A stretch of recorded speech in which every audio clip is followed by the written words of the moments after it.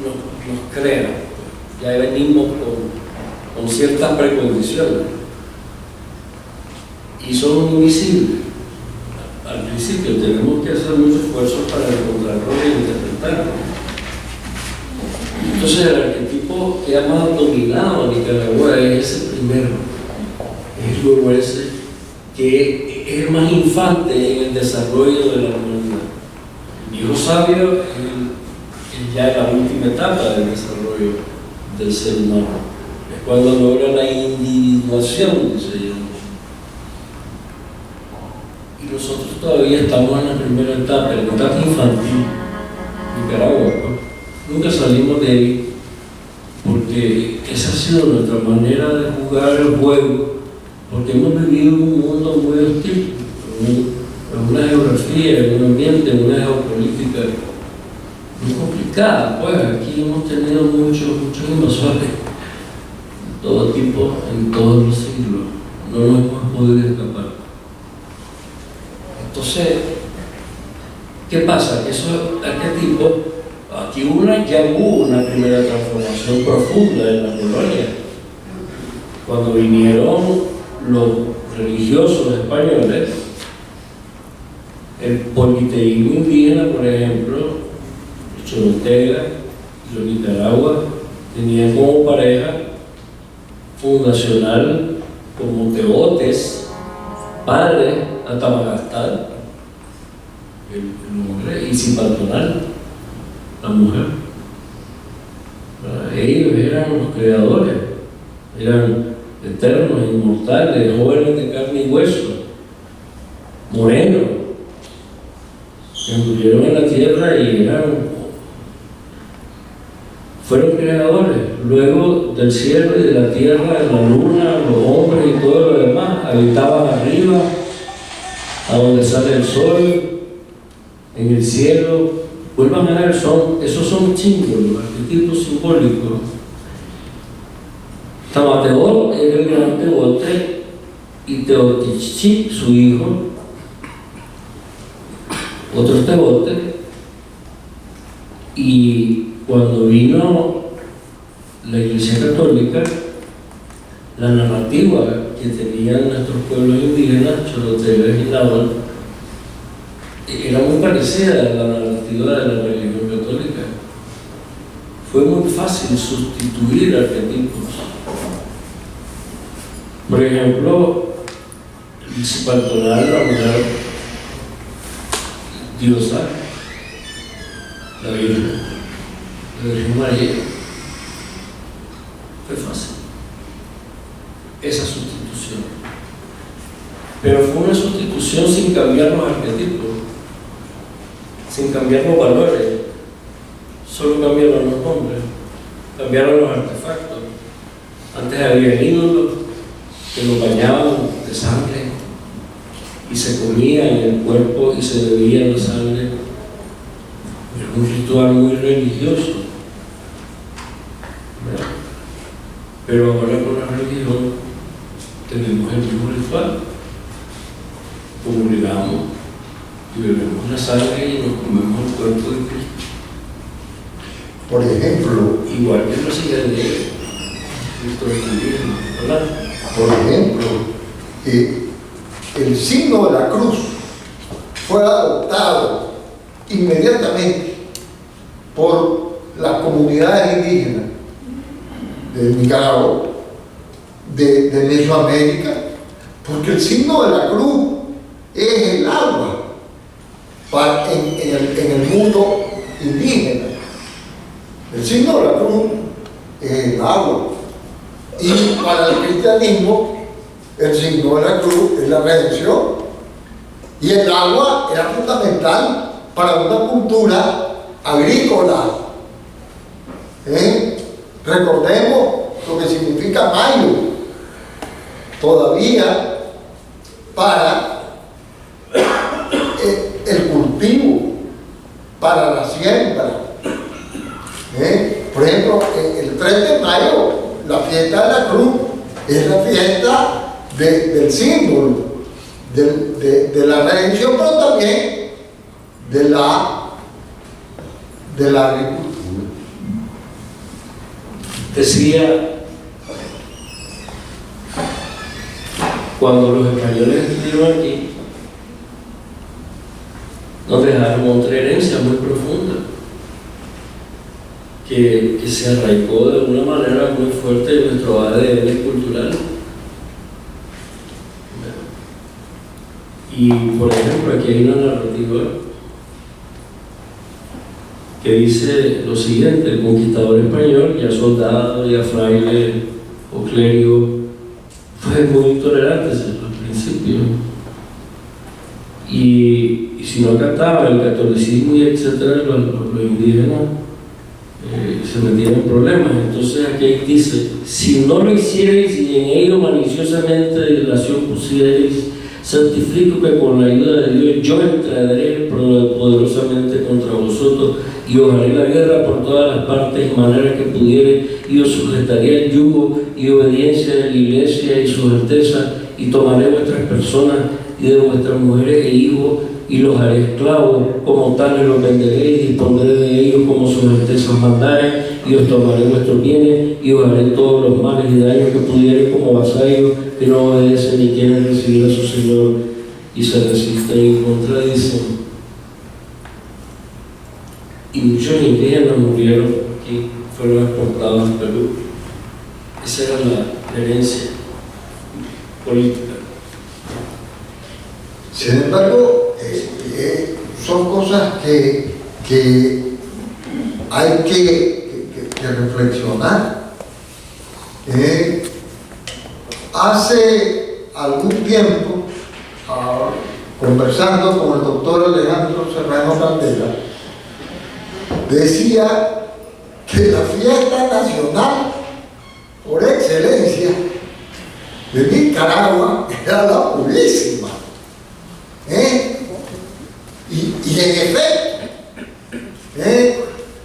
la celebración de la Concepción de María, del parto de Santana, nace la mujer que va a ser el vínculo para la redención. En Nicaragua es la fiesta nacional por excelencia. No hay política, no hay partidos, no hay nada. Todo el mundo el 7 de diciembre se unifica. Nicaragua adquiere una unidad por la Purísima. No sé si el doctor Serrano siga creyendo eso, pero a mí me llamó mucho la atención, y además no solo la atención, me pareció muy lúcido ese hecho, ver cómo Nicaragua se moviliza toda el 7 de diciembre. Si alguien quisiera, por ejemplo, aportar.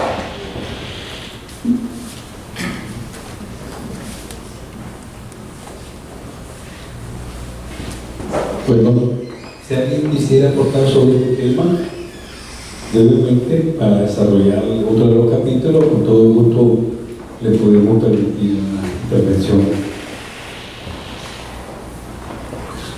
Si no, me gustaría tal vez, colegas, y vayamos entrando, estimados editores, en esa transformación, esa profundización de cómo podemos reflejar en la actualidad, cómo podemos rescatar esta cultura del viejo sabio, porque también el prototipo que en algunos lados se ha querido formar, y yo recomiendo que el libro de Consuelo Cruz, cuando habla también de los costarricenses y los nicaragüenses.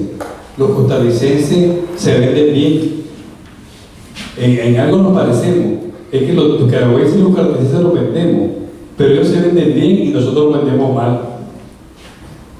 La similitud va a la contrariedad, y eso es parte también porque a veces no nos despreciamos nosotros mismos. Cuánto arte, cuánta cultura, cuánto desarrollo, cuánta innovación tenemos, pero siempre nos quejamos de nosotros. Sí, sobre eso El huehuense que hemos conocido como el truquero y lo hemos hasta admirado, pues, en algunos casos, pues, es pícaro, pues, que se le va arriba al otro, es mejor, pues. Hemos tenido esa manera de ver. Existe el fenómeno de la enantiodromia, que es el fenómeno que tienen todos los arquetipos que tienen la capacidad para convertirse en su opuesto, la polaridad. Y el polo opuesto del truquero es el viejo sabio, es el huehuetzín. O sea que nosotros no estamos aquí tratando de destruir a nuestro huehuense, no, nuestro huehuense es admirable, ha logrado, es un sobreviviente de todas las cosas que hemos vivido en este país, es un sobreviviente, ese mestizo. Ha sido muy vivo, muy hábil, y es tan vivo y tan hábil que a nivel individual sobresale en otras partes del mundo a donde va. Ese es nicaragüense. Y hay una dimensión moral del huehuense que ignoramos siempre. Uno lee la obra y sabe que el huehuense tiene 2 hijos, con los que son arrieros, con los que va con los machos a traer mercancía por la Verapaz, por la Veracruz, por Antepec. Y uno de ellos no es su hijo, porque cuando él regresó de una de esas giras, encontró aventada de viento, es decir, a la esposa, a la compañera, la encontró panzona, pues, de otro hombre. Y ese hijo lo crió el huehuense, lo educó el huehuense, lo formó el huehuense. Es decir, había un compromiso moral. Antes eran esas tinajas que se veían ahí, y lanzas, y ahora los artefactos pues son metralletas, son rifles. Tenemos diferentes artefactos, todos son visibles los artefactos, son fáciles de determinar, pero más profundo que los artefactos existe símbolos y mitos y leyendas que son menos discernibles a nivel consciente, y que algunos artefactos, talismanes, etcétera, adquieren cierta luminosidad, una luz simbólica que nosotros le damos. Y entonces esos símbolos adquieren un gran valor y una profundidad tremenda en nuestra psiquis. Pero son más subconscientes, más difíciles de ver y de discernir.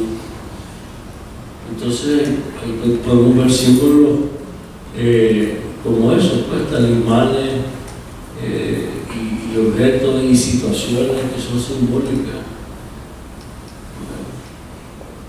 Por ejemplo, los rituales que tenemos con la religión son de mucho significado simbólico, ¿verdad? Y más profundo que los símbolos están los arquetipos. Y los arquetipos ya son bien subconscientes y más difíciles de ver, más difíciles de detectar. Por lo general esos arquetipos están, según la filosofía, según la psicología de Carl Jung, en el psicoanálisis tenemos consciente y inconsciente, pero tenemos el inconsciente colectivo de toda la humanidad que hemos venido heredando, ¿verdad?, en nuestro ADN, y tenemos el subconsciente individual. Esos subconscientes colectivos tienen una profundidad profundidad increíble en determinar cómo es que nosotros nos comportamos, cuáles son los valores a los que le damos significado, los símbolos y los artefactos que usamos. Entonces, si hacemos un análisis, y en el libro aparece un análisis muy sencillo de una sola hoja de los 100 días que vivimos en este periodo, y ahí se puede ver claramente cuáles son los artefactos, los símbolos que representan esos artefactos y cuáles son los arquetipos que se desataron. En nuestra cultura, el arquetipo del huehuense, que además es simbólico de nuestra identidad, especialmente en Mesoamérica, en la parte central de Nicaragua, que también se ha extendido después ya más a nivel nacional, el huehuense. La modernidad así lo ha hecho. Ese arquetipo, para poderse defender, ese huehuense, para poderse defender de conquistadores más poderosos, como los españoles que vinieron a la colonia, y nosotros los españoles hemos tenido otros imperios que han querido colonizar, Inglaterra, Estados Unidos, los mismos rusos. En la época moderna, en los 80, se veía el registro, la doctrina extraña. Entonces, el huehuense, ¿cómo puede hacer frente a semejante gigante? Pues el huehuense pícaro miente, engaña, hace tequinuelas, hace lo que puede para sobrevivir y mantenerse. Así fue en la colonia, cuando andaba con sus trenes de mula yendo a Osaka, México, a buscar mercadería, y venía a Nicaragua a vender, y lo agarraban los gobernadores para quitarle con impuestos y cosas, y veían cómo se le da. Pero es que ahí está el eje de la mala interpretación o de la interpretación incorrecta del huehuense.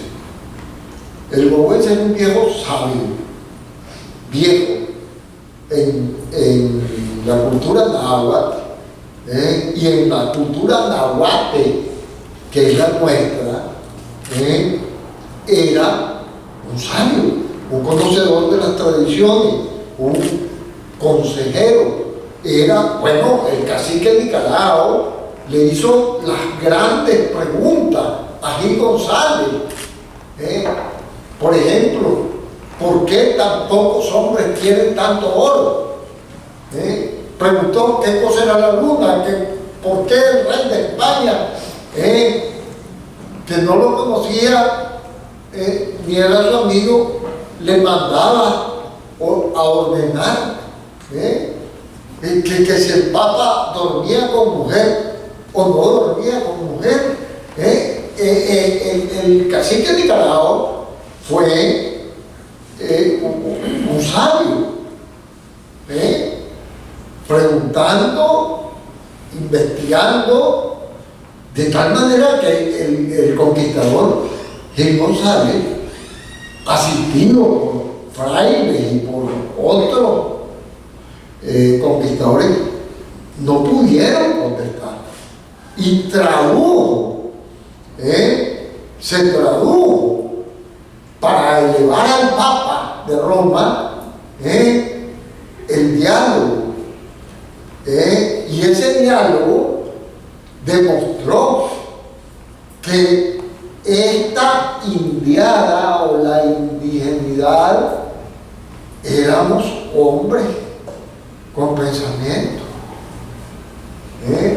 Pero después, cuando vino la crisis económica en la colonia y se llamó al huehuense comerciante, viajaba hasta México con su recua de mula, de allí son los machos ratones, lo llamaron para cobrar, para pedir dinero. Y el huehuense, muy cuidadoso de su capital o de su pequeña fortuna, no se dejó y fingió ser fantasioso, sordo, engañar, mentir, contar, inventar, y ese fue el huehuense que quedó. El mentiroso, el truquero, el batucero, y eso es lo que ha lamentablemente marcado el arquetipo nicaragüense, que también hay otros arquetipos nicaragüenses, los uquias, los chamanes del Atlántico, porque la cultura nicaragüense es de lo más variada. Nicaragua tiene diversas zonas de cultura. El Pacífico, el norte segoviano, que es un enclave español todavía, la zona central, que es la Nicaragua hacendataria, y el Caribe. Y allí se hace el múltiple mestizaje, porque los españoles que vinieron eran mestizos, judíos, árabes, los andaluces, el alándano, y los judíos. No nos olvidemos que Luis de Santángel fue el hombre que le dio el dinero a doña Isabel la Católica para hacer la expedición. Entonces, esos mestizos, con los mestizos nicaragüenses, porque en el Caribe hay un mestizaje, en el Pacífico hay otro, en el centro hay otro. Fijémonos en la fisonomía nuestra, es de lo más variada.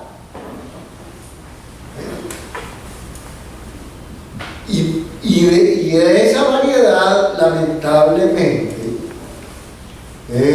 se ha hecho el huehuense un arquetipo negativo.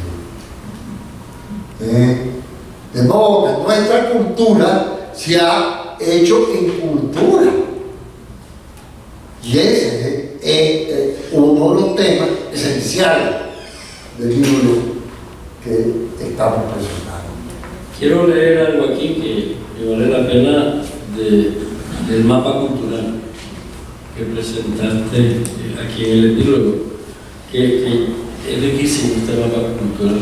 Dice Julio: no es gratuito que se diga ya en su tiempo el afamado cacique de Nicaragua, más que Manqué de Oteite, que lo era, haya sido también sacerdote, astrónomo, muy agudo y sabio en sus ritos y antigüedades, según decía Francisco López de Gómara, o sea, un gran huevo, todo un huevo. Pero ¿qué pasa? Que estos arquetipos que son más profundos, que son las formas que asumen nuestros instintos, son las imágenes primordiales que tienen mucha luz, que las heredamos de la experiencia de la humanidad. O sea, es como el pollito que nace y ya sabe cómo romper el cascarón, y el ave que ya sabe cómo hacer el nido, o la tortuga que ya sabe cómo buscar el mar. O sea, son instintos naturales, y nosotros los humanos también tenemos esos instintos naturales que se expresan en forma de arquetipo en todas las culturas. El arquetipo del guerrero, por ejemplo, en todas las culturas hay un arquetipo del guerrero, el arquetipo del viejo sabio, el arquetipo del trickster, del pesquero. Entonces todos estos arquetipos son los que en el fondo, desde que nacemos, parte de nuestra colectividad nos crea. Ya venimos con ciertas precondiciones y son invisibles. Al principio tenemos que hacer mucho esfuerzo para encontrarlos e interpretarlos. Entonces el arquetipo que ha más dominado a Nicaragua es ese primero, es luego ese que es el más infante en el desarrollo de la humanidad.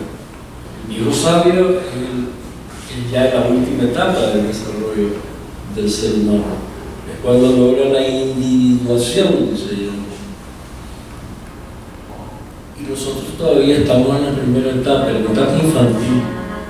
Nicaragua, pues. Nunca salimos de ahí, porque esa ha sido nuestra manera de jugar el juego, porque hemos vivido en un mundo muy hostil, en una geografía, en un ambiente, en una geopolítica muy complicada. Pues aquí hemos tenido muchos invasores de todo tipo en todos los siglos, no nos hemos podido escapar. Entonces, ¿qué pasa? Que esos arquetipos, aquí ya hubo una primera transformación profunda en la colonia. Cuando vinieron los religiosos españoles, el politeísmo indígena, por ejemplo, los Chorotega y los Nicaragua, tenían como pareja fundacional como Teotes, padre Antamagastal, el hombre, y Zipatonal, la mujer. Ellos eran los creadores, eran eternos, inmortales, jóvenes de carne y hueso, morenos, que anduvieron en la tierra y fueron creadores. Luego del cielo y de la tierra, de la luna, los hombres y todo lo demás habitaban arriba, a donde sale el sol, en el cielo. Vuelvan a ver, esos son símbolos, arquetipos simbólicos. Tamateot era el gran Teote y Teotichi, su hijo,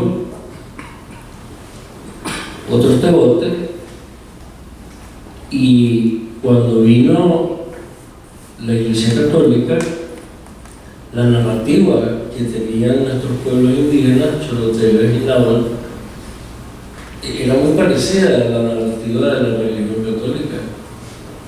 Fue muy fácil sustituir arquetipos. Por ejemplo, el Zipatonal, la mujer diosa, la Virgen María, fue fácil esa sustitución. Pero fue una sustitución sin cambiar los arquetipos, sin cambiar los valores, solo cambiaron los nombres, cambiaron los artefactos. Antes había ídolos que los bañaban de sangre y se comían en el cuerpo y se bebía la sangre. Era un ritual muy religioso. ¿Verdad? Pero ahora con la religión tenemos el mismo ritual. Comulgamos y bebemos la sangre y nos comemos el cuerpo de Cristo.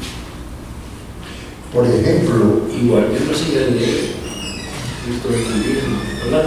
Por ejemplo, el signo de la cruz fue adoptado inmediatamente por las comunidades indígenas de Nicaragua, de Mesoamérica, porque el signo de la cruz es el agua en el mundo indígena. El signo de la cruz es el agua. Y para el cristianismo, el signo de la cruz es la redención. Y el agua era fundamental para una cultura agrícola. Recordemos lo que significa mayo. Todavía para el cultivo, para la siembra. Por ejemplo, el 3 de mayo la fiesta de la cruz es la fiesta del símbolo, de la redención, pero también de la agricultura. Decía, cuando los españoles estuvieron aquí, nos dejaron otra herencia muy profunda, que se arraigó de una manera muy fuerte en nuestro ADN cultural. Y, por ejemplo, aquí hay una narrativa que dice lo siguiente: el conquistador español, ya soldado, ya fraile o clérigo, fue muy intolerante al principio. Y si no acataba el catolicismo y etcétera, los indígenas se metían en problemas. Entonces aquí dice: si no lo hicierais y en ello maliciosamente de delación pusierais, santifico que con la ayuda de Dios yo entraré poderosamente contra vosotros y os haré la guerra por todas las partes y maneras que pudiere, y os sujetaré al yugo y obediencia de la iglesia y su alteza, y tomaré vuestras personas y de vuestras mujeres e hijos, y los haré esclavos, como tales los venderé y dispondré de ellos como sus altezas mandaren, y os tomaré vuestros bienes y os haré todos los males y daños que pudiere como vasallos que no obedecen ni quieren recibir a su Señor y se resisten y contradicen. Y muchos indígenas murieron aquí, fueron exportados a Perú. Esa era la herencia política. Sin embargo, son cosas que hay que reflexionar. Hace algún tiempo, conversando con el doctor Alejandro Serrano Candela, decía que la fiesta nacional por excelencia de Nicaragua era la Purísima. Y en efecto, la celebración de la Concepción de María, del parto de Santana, nace la mujer que va a ser el vínculo para la redención. En Nicaragua es la fiesta nacional por excelencia. No hay política, no hay partidos, no hay nada. Todo el mundo el 7 de diciembre se unifica. Nicaragua adquiere una unidad por la Purísima. No sé si el doctor Serrano siga creyendo eso, pero a mí me llamó mucho la atención, y además no solo la atención, me pareció muy lúcido ese hecho, ver cómo Nicaragua se moviliza toda el 7 de diciembre. Si alguien quisiera, por ejemplo, aportar.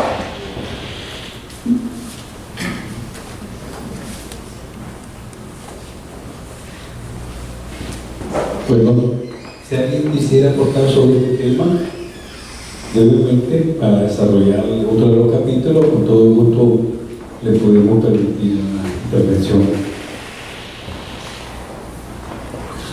Si no, me gustaría tal vez, colegas, y vayamos entrando, estimados escritores, en esa transformación, esa profundización de cómo podemos reflejar en la actualidad, cómo podemos rescatar esta cultura del viejo sabio, porque también el prototipo que en algunos lados se ha querido formar, y yo recomiendo aquel libro de Consuelo Cruz, cuando habla también de los costarricenses y los nicaragüenses.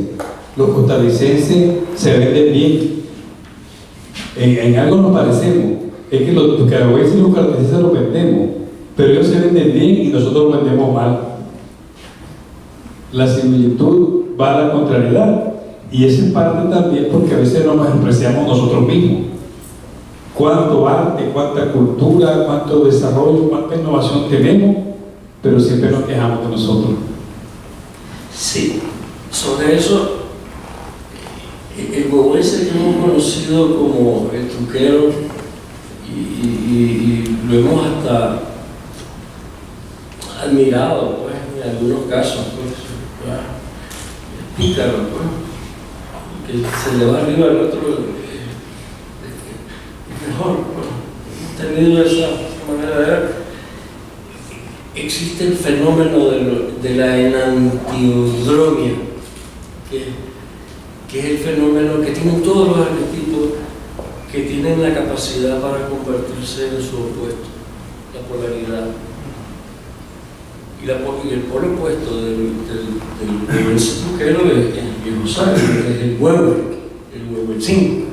O sea que nosotros no estamos aquí tratando de destruir a nuestro huehuense, no, nuestro huehuense es admirable, ha logrado, es un sobreviviente de todas las cosas que hemos vivido en este país, es un sobreviviente, ese mestizo.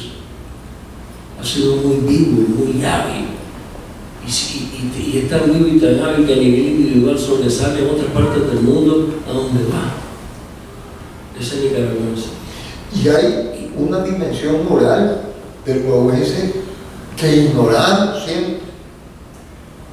Uno lee la obra y sabe que el huehuense tiene 2 hijos, con los que son arrieros, con los que va con los machos a traer mercancía por la Verapaz, por la Veracruz, por Antepec.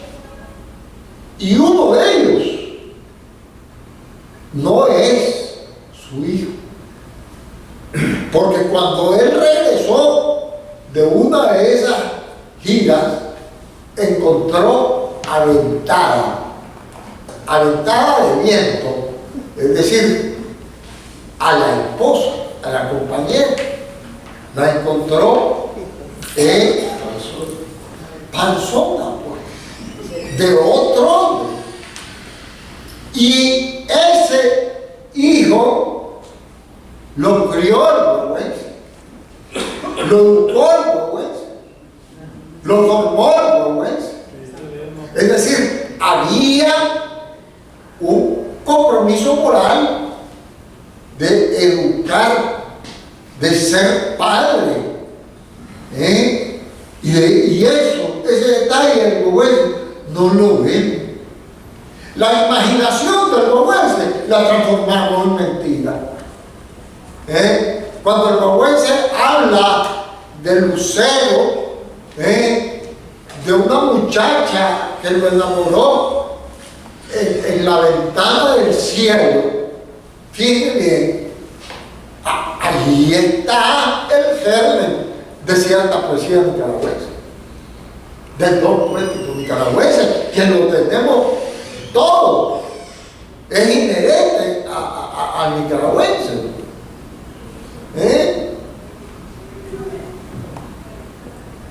Vivo, es un decir. Pero volviendo al cómo hacemos, ¿verdad? ¿Cómo hacemos? Para salir del... existe otro fenómeno que es importantísimo considerar para ver qué es lo que hacemos. Porque una cosa es la parte arqueológica, donde podemos entender cómo es nuestra cultura, o sea, cómo es que hacemos las cosas aquí. Esa es nuestra cultura. ¿Cómo hacemos las cosas? Y pues, y que hay debajo, pues, esos arquetipos, esos símbolos que aquí deificamos. Existe la parte psicológica. La parte psicológica es bien importante, porque en este análisis psicológico, esta situación del huehuense truquero presenta una situación que es bien dañina para el país, porque esa fortaleza que tiene para lidiar contra los que son más grandes que él, contra el dictador, la aprendió tan profundamente que ahora se convirtió en algo mecánico y la aplica contra su misma familia. Y de repente el vergüenza se vuelve un mentiroso con su misma familia. Y destruye con su misma comunidad y empieza a destruir hacia adentro la fibra social. Entramos al tribalismo ahí. ¿Cómo lo asociaríamos con el tribalismo? Exactamente. Entonces, ¿qué es lo que pasa? Que a nivel psicológico nos tenemos un consciente y un subconsciente, que es la sombra, según Jung. Consciente, llamémosle el ego. El ego, sí, la sombra es la contraparte del ego. Esa sombra, de repente, cuando no hay balance, cuando no se ha logrado integrar la persona de una manera efectiva, en vez de disfuncional, esa manera de ser despierta a fuerzas mayores.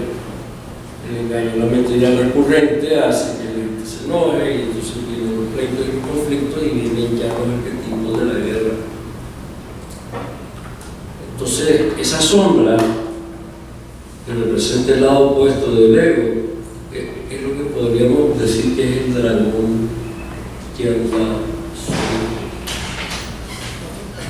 El consciente necesita, para poderse integrar, nosotros los nicaragüenses necesitamos para podernos integrar, adaptar a cada persona a su subconsciente, su crítica sobre uno mismo, porque en nuestra sombra enterramos las cosas que no nos gustan de nosotros mismos, pero en vez de aceptarlas hay una negación y las proyectamos en los demás. Las cosas que nuestros propios defectos y los proyectamos en otros. Y ahí viene el problema, esa proyección. Y esa sombra puede infectar a la colectividad. El individuo que tiene esa sombra muy grande, ese dragón muy grande que ya no alcanza, entonces dice el diablito que no anda aquí, pues necesitamos un vehículo más grande para poder acarrear este ego inflamado, esta psiquis inflada. Y entonces se traslada el dragón a grupos más grandes, partidos, colectividades, etc. Y el dragón se colectiviza y esa colectivización se convierte en lo que se conoce como el tribalismo maligno. Tribalismo maligno. Es cuando el dragón está montado en una colectividad que lo acarrea y se eleva geométricamente su peligrosidad, formando colonias de arquetipos malignos.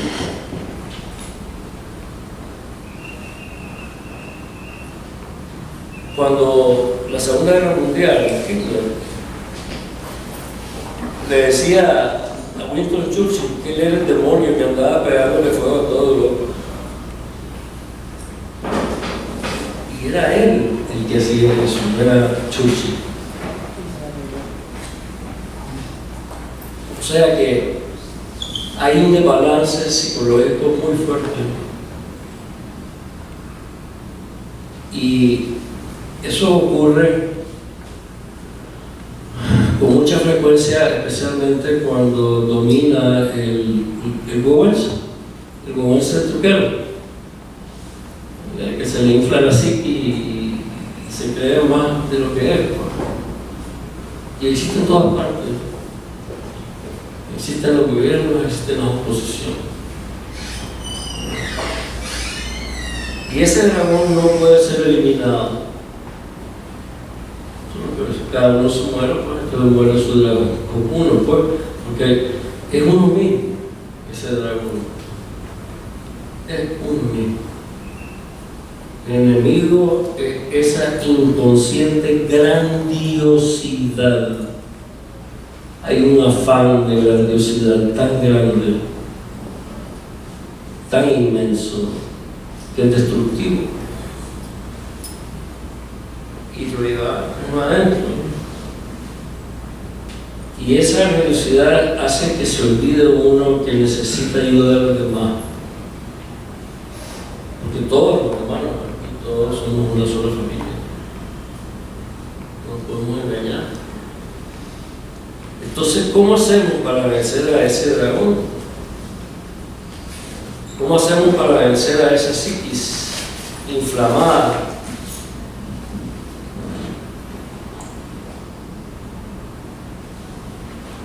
Porque regular ese afán de grandiosidad es una necesidad en realidad universal, no es solo aquí, porque todos tenemos algún dragón interno.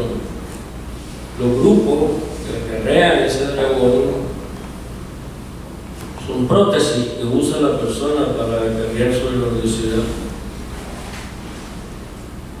Pero la verdad es que así es, pues. Por ejemplo, si los del Partido Demócrata de los Estados Unidos no tuvieran a Donald Trump para odiar,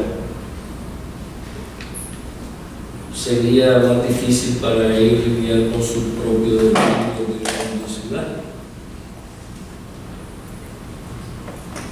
Si el partido de gobierno nuestro no tuviera al imperialismo gringo a quien culpar, sería más difícil para ellos lidiar con sus propios errores.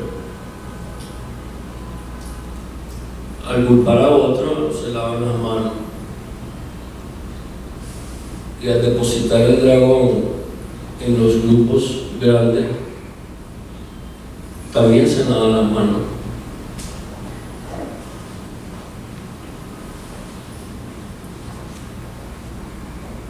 Todas esas colectividades turbas que llamamos, ¿verdad? No son más que una regresión psíquica fanática, omnipotente con consecuencias desastrosas, y son fácilmente proyecciones de otros, esas personas. Porque hay muchas personas que no andan buscando inflación psíquica, no andan buscando esa grandiosidad, sino que más bien lo que presenten es meterse en la masa. Y hay una deflación psíquica que es cómoda, porque no se deja llevar y uno no tiene responsabilidad. ¿Y por qué hiciste eso? Porque me dieron una orden. Petit haitianismo se llama eso.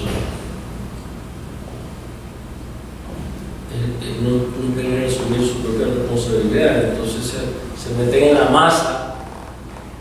Y el dragón que maneja todo, lo maneja a ellos de una manera poderosa. Para poder vencer eso, esta guerra es espiritual. La guerra es espiritual. No es religiosa. No son religiones organizadas, institucionalizadas. Es el espíritu. El hombre moderno ha perdido el espíritu. En el afán material de lograr cosas y eso, hemos perdido la espiritualidad. Y sin esa espiritualidad, el dragón no se le puede vencer, porque el dragón lo que necesita para dejar de ser así, esa inflación psíquica, lo que necesita aprender es humildad. Humildad. Y eso es una cuestión espiritual. Cuando nosotros hablamos de transformación en este libro, no hablamos de empezar a hacer algo diferente a lo que somos, no. Para nosotros la transformación es regresar a nuestro camino original, es regresar a nuestro diseño original, es regresar a lo que siempre hemos sido. el viejo sabio. Podemos serlo. Lo hemos sido antes y podemos repetirlo. No es algo imposible. Es algo que está en nuestro ADN. Podemos despertar a ese espíritu al arquetipo del viejo sabio para que guíe las decisiones de una manera más inteligente, buscando la unidad del país, buscando el crecimiento y la prosperidad del pueblo, en lugar de estar con la tribu, el tribalismo maligno. Antes el tribalismo tenía rituales y se contenía a sí mismo, tenía balance y equilibrio. De repente los nicaragüenses se iban y hacían la guerrita de Iriangén y conseguían unos cuantos esclavos y se los llevaban y los sacrificaban, pues, y se los comían. Era un ritual. Y viceversa, pues los otros de repente atrapaban a los otros y el tribalismo era y se mantenía ese balance. En el mundo moderno hemos perdido el control totalmente de la destrucción y de repente hay unos genocidios que son terribles. Hemos perdido la noción de que no hay espíritu en lo que estamos haciendo. La iglesia trata de imponer, de ayudar con la parte espiritual, rezando. El rezo es importante porque te lleva a la humildad. Y al dragón hay que bajarlo de ahí así, buscando la humildad, porque lo bajamos a la fuerza y ¿qué es lo que pasa? Sube otro dragón. No hay cambio de cultura, no hay transformación cultural. Lo que hay es una repetición de lo mismo, solo que ahora creemos que va a ser mejor. Resulta que acabamos haciendo la cosa igual que siempre la hemos hecho, porque nos llevamos profundamente arraigados a nivel arquetipal en nuestra cultura, y la cultura es más pesada que la ideología y cualquier plan que se pretenda hacer para sacar este país adelante usando solo la mente fría y abandonando la parte espiritual. Aquí hay que bajar la cúpula de la grandeza para que este país salga adelante. De eso se trata. Decía Bertrand Russell,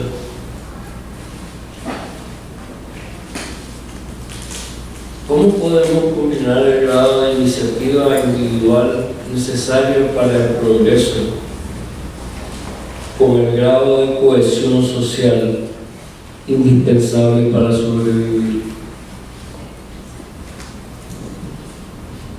¿Cómo podemos juntarnos los nicaragüenses?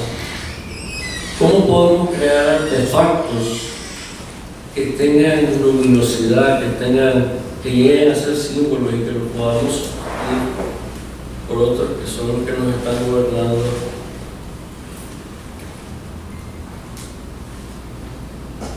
Para transformar, de eso se trata. Podemos crear esos artefactos.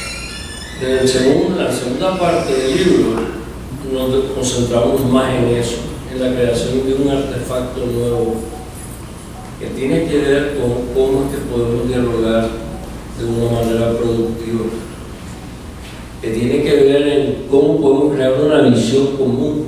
Una visión común es un artefacto poderoso a nivel cultural, a nivel social. Una visión colectiva hecha por todos los nicaragüenses, y más con la diversidad cultural que tenemos, que nos obliga a incluir a todo el mundo sin excluir absolutamente a nadie. Metodológicamente podemos hacerlo. Alguien habla de que no se puede, el gobierno está muy fuerte y no hay oposición política, todos los partidos han perdido. no hay con quién dialogar, etcétera. No, sí se puede. Todas las personas que están siendo afectadas por esta situación necesitan dialogar, necesitan poner sus cosas que deben de resolver, y se puede. Tenemos la tecnología, tenemos la metodología para hacerlo, es cuestión de ponerse a hacerlo. Pero cuando el dragón es muy fuerte y anda así de desatado, la manera de hacer esto es bajando esas ínfulas de grandeza con dosis de humildad. ¿Cómo llegarle? ¿Cómo llegarle por eso? Eso sería, Alejandro, la recuperación de las humanidades, del humanismo, no del humanitarismo, sino de las humanidades. Nuestras universidades han desplazado el estudio de las humanidades. Si decías que el arte es superior a la ideología, y en efecto lo es, sensibiliza, humaniza al hombre y a la mujer, puede atraer a la comunidad hacia sí misma, las humanidades que nos vienen desde los griegos y después de Roma y ya con España y es parte de la universalidad. Decía el doctor Solórzano, José Solórzano, en su libro: es probable que después del comunismo siga su curso en nuestra vida nacional. Seguiremos siendo una pequeña entidad en el vasto escenario internacional. Pequeña entidad que no tiene rumbo prefijado, víctima de la resaca de las olas económicas e ideológicas que nos lleguen de los vaivenes del mundo exterior. Sin saber claramente quiénes somos ni qué es lo que queremos, seguiremos siendo una hoja seca en aguas caprichosas, hasta que tal vez alcancemos el destino que ha sufrido en el pasado la mayor parte de los países pequeños y nos absorba un conglomerado más grande que nos lleve a acontecimientos más trascendentales. Huérfano internacional, visto por los grandes países como algo sin importancia, hemos sido un país niño que ha vagado ya demasiado tiempo en harapos por las calles de la historia.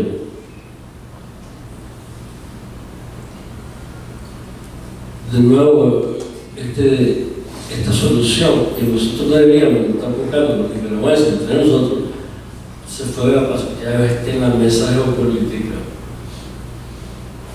en donde las grandes potencias pues, están los americanos, los chinitos, los rusos, Nicaragua, de nuevo está en bandeja en los platos de las grandes potencias geológicas del continente, del mundo. Y nosotros seguimos peleando. Tenemos que parar eso. Y necesitamos aprender a hablar entre nosotros sin ofendernos. Necesitamos tener una mente amplia, abrirnos a nuevas opciones, aceptar que no tenemos todas las respuestas, estar dispuestos a cambiar y salir de nuestra zona de confort para poder explorar un nuevo futuro juntos que nos permita forjar la Nicaragua que todos queremos, con dignidad, que nos respeten en el mundo. Es vergonzoso lo que nos pasa a nivel mundial. No tiene explicación. ¿Qué dice el doctor? Decía Goethe, con su Fausto, que le acotó a Mefistófeles, el diablo, y se pone en el poder de la sombra. Fausto apostó con el diablo y se lo llevó el diablo. Y dice Goethe, es parte de ese poder de la sombra, que buscando hacer el mal encuentra el bien. La sombra puede ser nuestro amigo, nuestra amiga, la que llevamos cada uno adentro, si la tratamos con respeto, si la escuchamos y nos integramos con ella a nivel consciente. Y crecemos como ser humano para tener mejores relaciones con otros seres humanos. Tenemos que aprender a hacer eso. Desgraciadamente, todas las estrategias que han habido en nuestro país para hacer esos cambios se lo da el Ministerio de Educación. Pero todos los otros ministerios y todo el resto del país sigue haciendo lo mismo. Entonces, por más que el Ministerio de Educación trate de cambiar comportamientos, se deshacen rápidamente, la cultura deshace rápidamente todo lo demás. Tiene que ser un enfoque holístico, integral. No puede ser un enfoque en pedazos. Nunca lo hemos hecho integral. La propuesta de este libro es hacerlo integral. Es hacerlo integral y en el mundo moderno que viene, porque dice Toffler en su libro que ahora en la edad postmoderna los partidos políticos dejan de tener importancia y los que empiezan a adquirir más importancia son los microgrupos sociales. ¿Qué es lo que está pasando en Nicaragua? Hay una explosión social. Podríamos volver a los clubes de la previa de la Revolución Francesa. Podría darse ese fenómeno en la historia que en la Revolución Francesa primero se imponían los clubes y después se hicieron unos grandes movimientos de masas. Quizás que ese ciclo histórico vuelva a presentarse en nuestra América. Sí, pues es mundial esto, por lo de los partidos políticos y los microgrupos. Nosotros tenemos capacidad para manejar eso. O Alejandro, o volver un poquito con la teoría de Armando Zambrana Fonseca, volver un poquito a aquello cuando Zelaya también creó sus primeros grupos antes de crear el Partido Liberal. Luego creó, según la historia muestra, esos clubes que no eran necesariamente la estructura del partido. Entonces quiere decir que los movimientos sociales, y esto cómo lo asociaríamos con lo positivo o negativo del huehuense, todos estos núcleos sociales que están haciendo no planteamientos aislados, sino sectorizados, porque tenemos que quitar la visión del planteamiento aislado, y esto entendiendo de cómo se va a hacer en esta cultura. Y también Julio le pediría un poco de su análisis dentro de la ciencia, de la cultura y las humanidades. Vamos los nicaragüenses del hogar, qué cosas positivas del huehuense podríamos asumir y qué cosas negativas del huehuense tendríamos que descartar, porque la dinámica variante, por así decirlo, es que hay grupos representando sectores de la sociedad. O sea que ya se está entrando, y la juventud habla de direcciones horizontales. La juventud nicaragüense está saliendo del caudillismo y se está planteando la participación horizontal legítima e institucional, lo cual no tiene marco legal en el país todavía. O sea, está fácticamente presentándose. Julio. Bueno, el caudillismo ha sido la tragedia de este país. Son gente con sus propios peones de ejército y ellos montados en la mula. Pensemos en fotografía, pues, que hemos visto todo. Emiliano Chamorro montado en la mula. Y atrás toda la carne cañón. Ahora, el guagüense mismo, volviendo más atrás, montándonos más atrás, el guagüense mismo,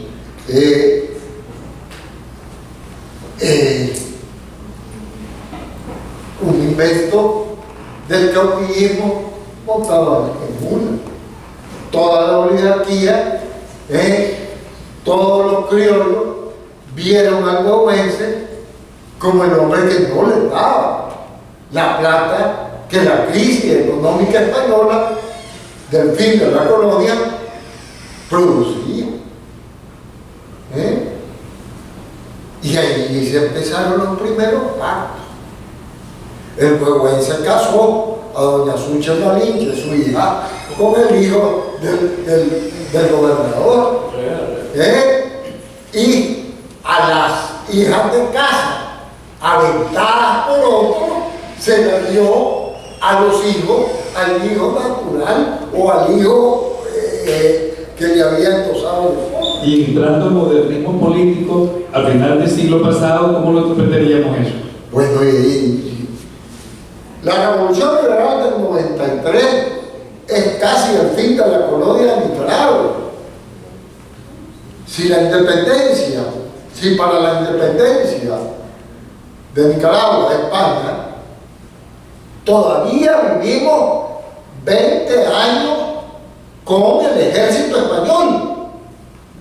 No teníamos ejército. Y después se hicieron los ejércitos de grupo. Y la estructura legal, más de 40 años. ¿Cómo? La estructura legal también. Eso es lo que nos ha pasado. Y cada quien, imagínate, se rompe la colonia. Con los 30 años conservadores se acaba la colonia, digamos. Se plantea la revolución liberal, la transformación del país. Y a la transformación del país se le plantean 17 movimientos armados. Hasta que en 1909 la nota Knox y la guerra acaban, y el liberalismo y la fundación del Estado-Nación no se da, y la clase media tampoco se consolida, y el pacto cultural que es económico con Europa no se logra. Y entonces volvemos casi a la situación de la colonia. Ese ha sido, creo yo, el problema de Nicaragua y la lucha por el poder. Todo esto en el fondo no es más que la lucha por el poder, por mantenerlo. Bueno, marcando el tiempo, colega, porque yo pasaría aquí toda la noche con ustedes, pero no todo. Tenemos la participación que quisieran tener cada uno de ustedes para que lo hagamos ordenadamente. O sea, se van a pasar preguntas también a podernos leer para ir concluyendo. No sé si las conclusiones que quieren hacer ustedes antes de las preguntas y respuestas. Si alguna pregunta sería buena. Sí. Acá. Opiniones, preguntas, están todo eso.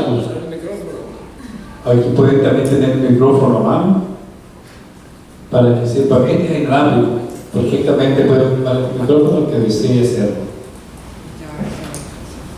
Pregunta dentro del contexto del libro, ¿qué puede tener en el libro también que ustedes puedan encontrar? Nosotros cuando nos presentaron el libro, yo expuse públicamente de que es una obligación del que estudie ciencias políticas, del que está participando en este proceso en Nicaragua, en un proceso engorroso, pero en una medida exquisito por lo que nos está descubriendo todo, es necesario la lectura, se exige leer este libro para meditar, para analizar, incluso para cuestionarlo y abrir un pensamiento crítico sobre una nueva realidad que debemos de plantear.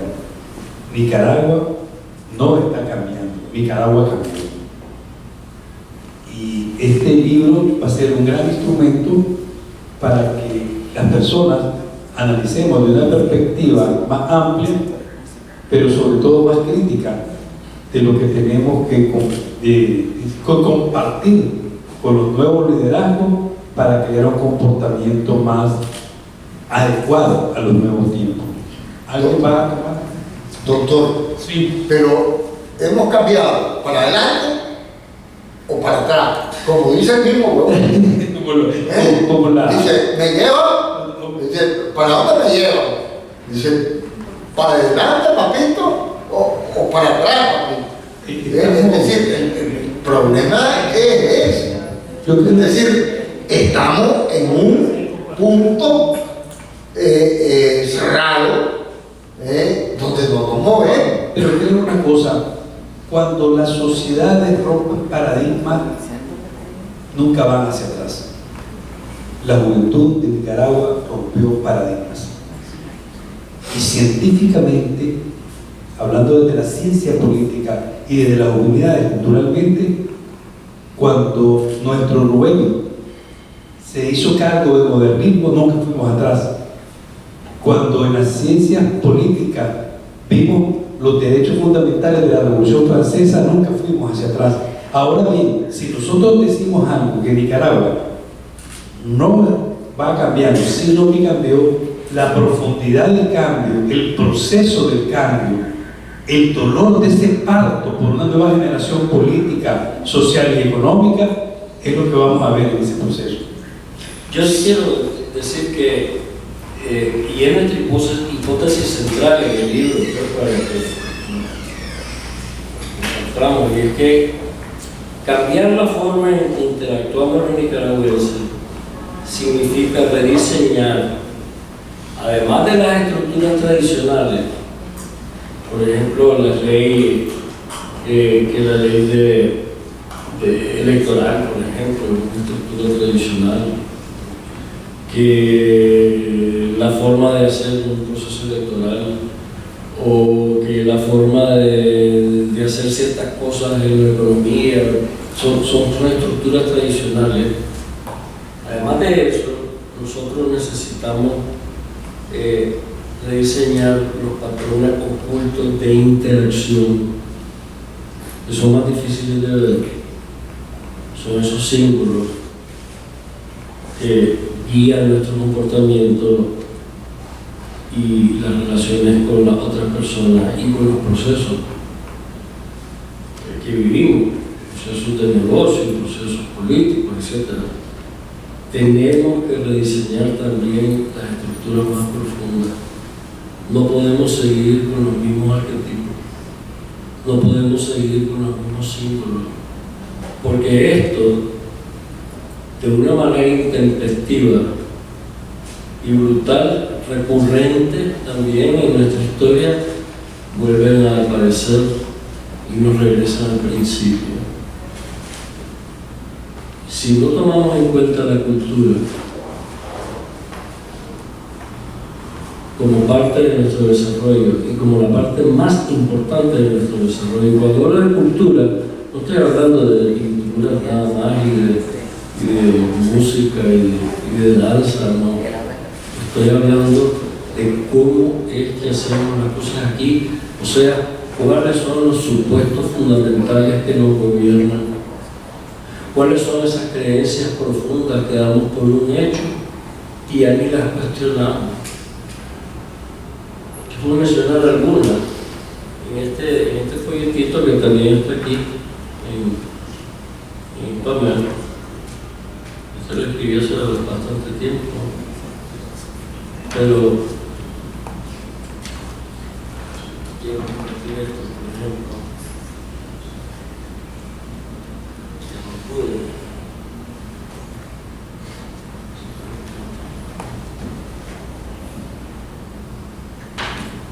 Por ejemplo, nosotros tenemos algunas creencias culturales que favorecen la desconfianza y el subdesarrollo, y las tenemos bien arraigadas. Hay una que es a nivel de pueblo muy profunda y que viene de la misma religión. Los ricos son malos y los pobres son buenos. Más fácil que un camello pasa por el ojo de una aguja. El avance es amiguismo y palanca. Esa es una creencia muy típica aquí que gobierna el comportamiento de la mayoría de las personas.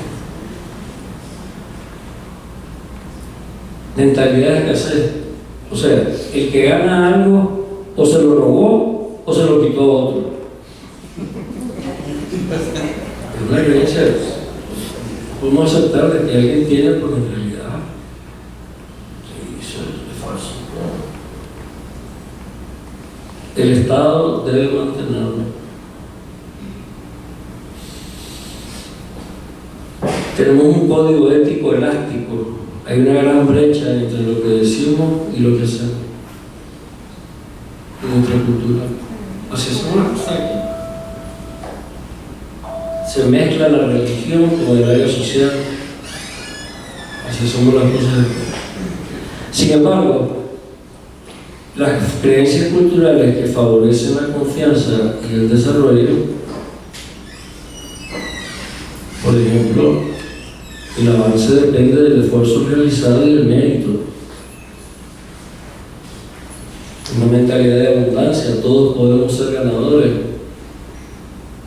No que aquí ganar perdón, lo que más domina. Bueno, hay un código ético riguroso que se practica con integridad. No hay 2 estándares ni 3 estándares. Hay creencia de una sociedad secularizada y nosotros no somos así. Tenemos que entonces, y es parte de nuestra hipótesis, que podemos nosotros reinventar, podemos rediseñar artefactos, estructuras, mitos nuevos, héroes nuevos, para lograr una transformación cultural que nos haga un pueblo más unido y más próspero, que siempre hemos soñado. Y yo tengo fe de que tenemos esa capacidad, que no estamos condenados a ser como siempre supuestamente hemos sido. No estamos condenados a ser así. Estamos con la libertad, con la competencia, con el conocimiento para salir adelante. Y podemos hacerlo.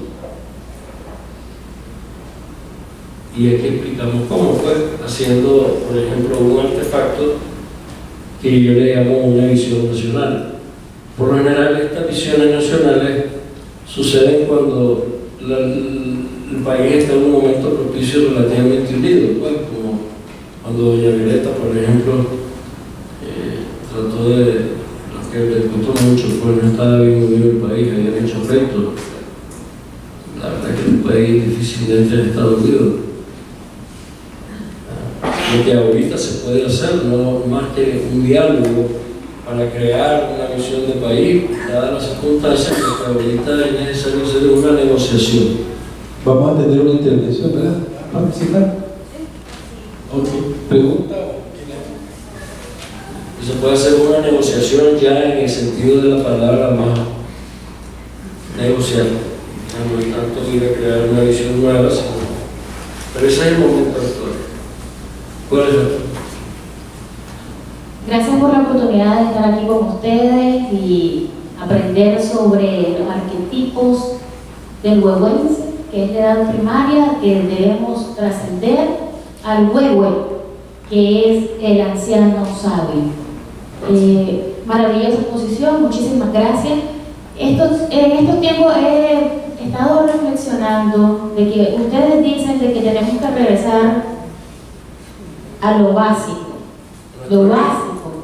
a encontrarnos a nosotros mismos como seres humanos. El núcleo fundamental de la sociedad es la familia.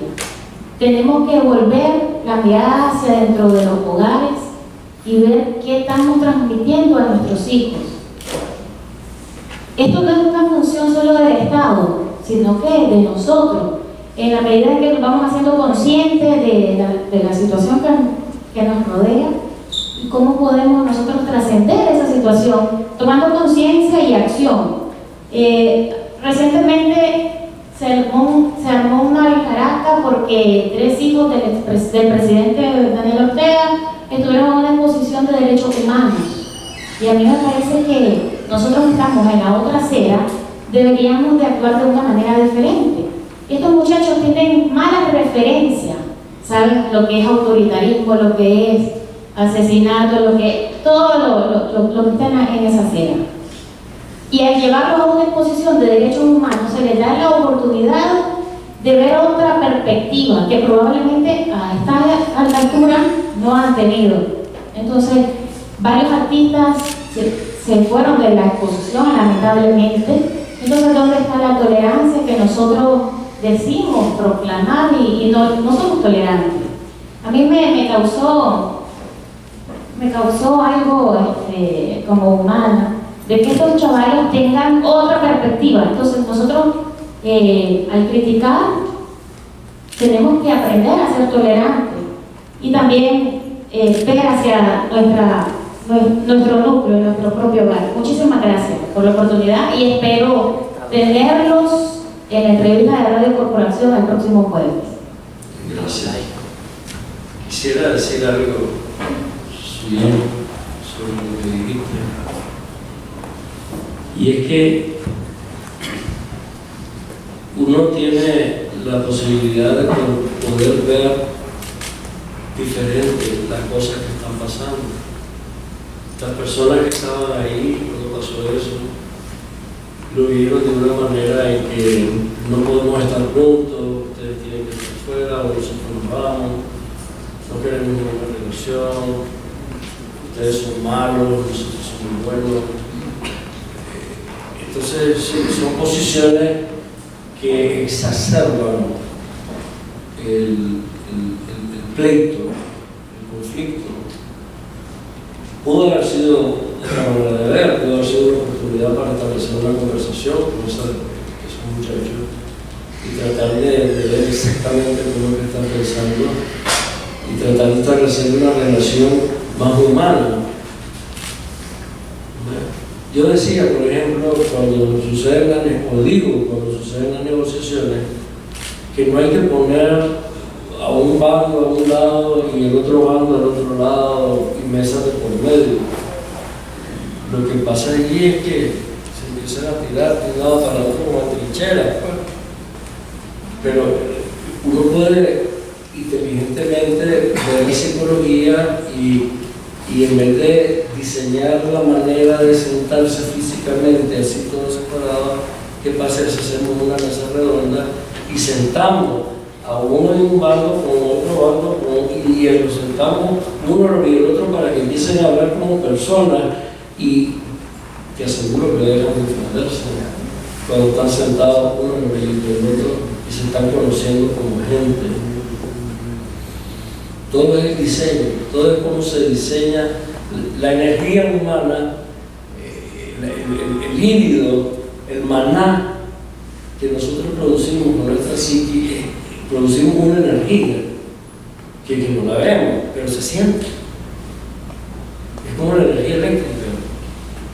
Y esa energía transita por el espacio ¿Ves? Y si la manejas de una manera en que se contrapone una energía con otra, sucede un pleito. Pero si la pones de una manera en que pueden coactivar juntos para caminar en una misma dirección, cambia la situación. Es mejor sentar a las personas una orilla y otra para que se conozcan como gente. Yo siempre he creído eso, pero no sé.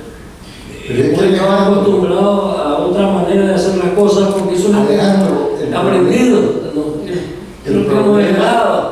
El problema ha sido en que tenemos una anticultura de el epíteto ofensivo, de la ofensa, de la calumnia, del otro. Estamos en dos bandos. No nos podemos sentar, no podemos alternar racionalmente, sino que estamos zumbando la cultura del epíteto, ladrón, asesino, no, yo creo que vale hablar con el otro desde una perspectiva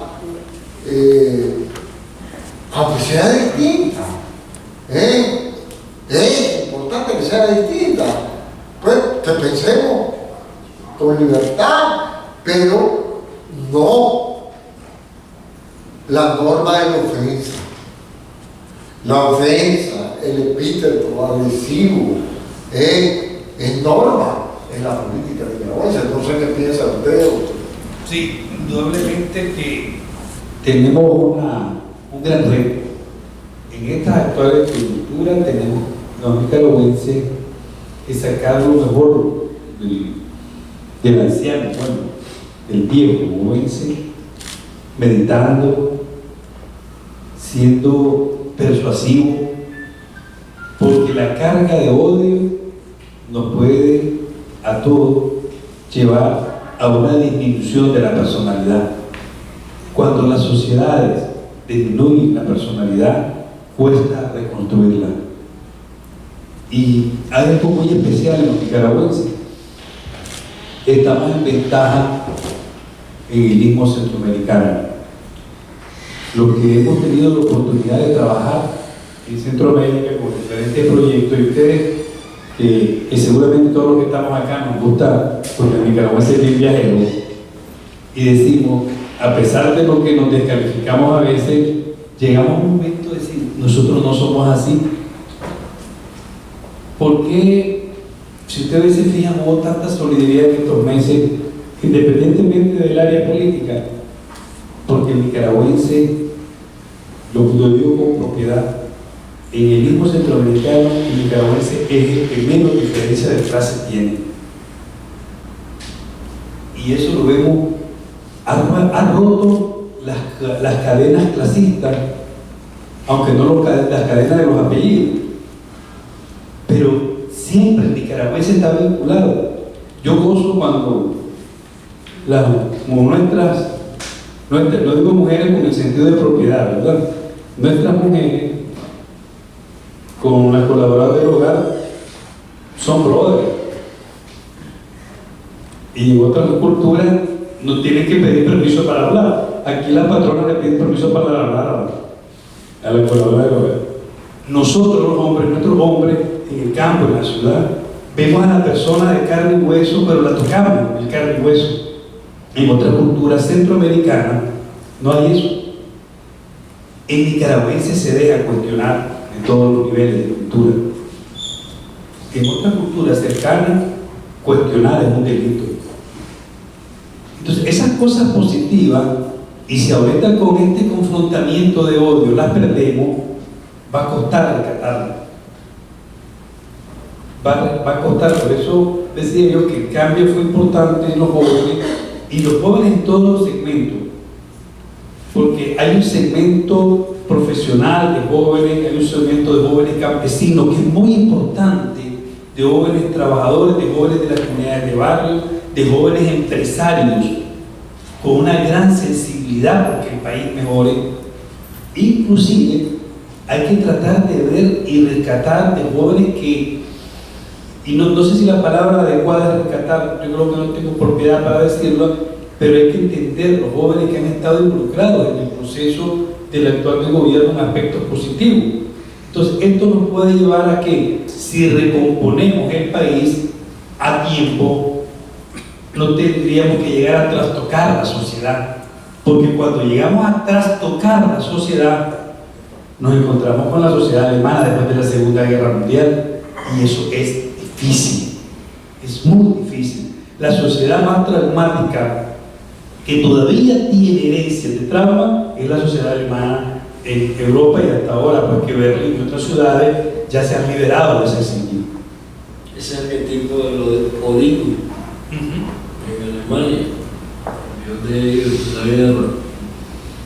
Pero bueno, no sé si tienen más preguntas o comentarios. Sí, yo sí puedo decirles que somos extraños nosotros los seres humanos, porque no pedimos nacer, no sabemos vivir, y morir no queremos. No queremos morir, y nos ha costado, no sabemos vivir, y no sabemos por qué estamos aquí. Entonces necesitamos saber esas cosas, los nicaragüenses, y ponernos claros en nuestras raíces, en las cosas buenas que nosotros sabemos hacer, y cultivar eso, porque uno cosecha lo que siembra. Y si estamos sembrando odio, y si estamos sembrando guerra, vamos a cosechar eso. Y entrar a la cultura del detalle, que es importante. El libro habla de una cosa que debemos de tener el espíritu del libro también. La cultura del detalle, amar las cosas sencillas, pequeñas, pero de gran magnitud para que el país crezca. Eso es importante también, tener rescatar la cultura del detalle, Del espíritu. Las cosas que no se pueden comprar más que con el ánimo del espíritu. Y por eso es que la cultura es más grande que todo lo demás. Es más grande que las religiones, es más grande que la ideología, que los gobiernos, etc. Y por eso es que las artes tienen que tener su lugar. Y muchas veces porque no le damos el debido lugar a las artes. Y saben una cosa, los artistas son los que anticipan lo que viene en el futuro. El artista es el que intuye y el que sabe expresar el futuro que viene. Y la fotografía del presente. Sí. Entonces démosle lugar a la arte e integremos el espíritu en las cosas que hacemos, y vamos a ver la diferencia. Si no hacemos las cosas con el corazón, no vamos a poder llegar a ningún lado. Bueno, si no tendríamos que pagar una hora más, ¿no? Muchas gracias. No quiero muchísimo. Quiero un aplauso para esto.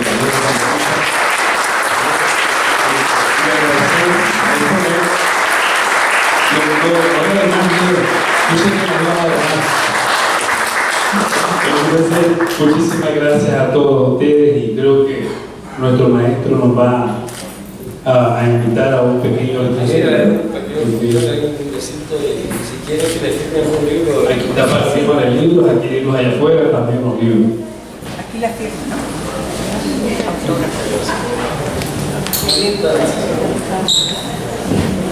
Autógrafo.